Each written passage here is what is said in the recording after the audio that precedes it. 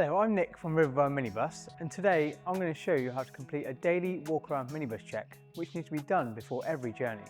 There are two reasons we do these checks. One, preventing problems when out on the road.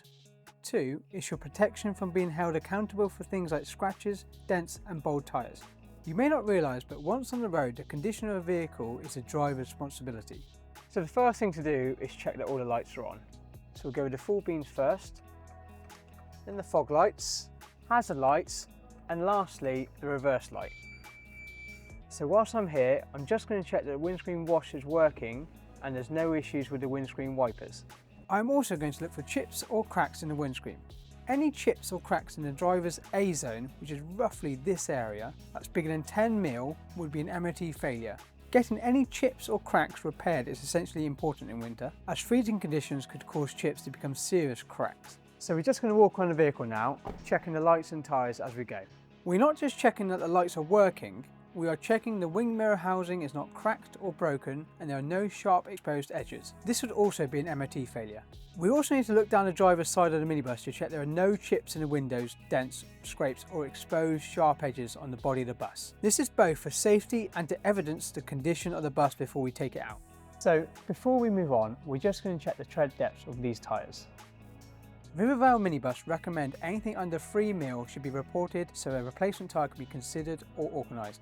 The legal minimum depths are 1.6 mil for minibuses with gross vehicle weight of 3.5 tonnes and 1 mil for vehicles over 3.5 tonnes. It is illegal to have tyres on minibuses over 10 years old. You need to find a date stamp on your tyres. There are 4 numbers and these indicate the week and the year they are manufactured. We are also looking to see if there are any obvious bulges or cuts on the tyre wall. Any exposed cores would also be an MOT failure and you shouldn't take this bus out. We'll also check both rear tyres. Some minibuses have dual rear wheel fitments, so it's important that you are doing your best to check additional tyres and wheels. Moving to the back, we're just going to check the lights are working and there's no damage to the housing. We then have a look again on the passenger side of the minibus. So now we're here, we'll check the side loading door and make sure the step operates as it should. Inside the back of the bus, we need to check all seat belts are free of cuts, any fraying, and that the seat belt will lock when you pull on them. If you have seats that are often removed, perhaps to fit a wheelchair, then it's worth checking that all seats seem secure. Take a quick look, no luggage or debris is left in the minibus, and make sure the brake glass hammers are in their holders. So we'll close the door and check the steppers away. So now we're at the front of the minibus, we're going to check the wing mirror and housing is in good order. And we're also going to check that our Section 19 permit is displayed and relevant to our organisation. It's good practice at this stage just to have a look under the minibus for any obvious leaks and see if anything is hanging from the underside of the bus.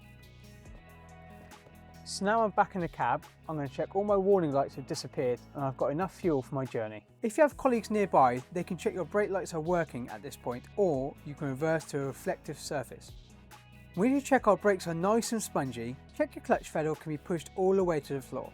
You can now check the fire extinguisher is present, in date and the needle is in green, and that your first aid kit is also stocked and in date. These two last items are a legal requirement for all minibuses.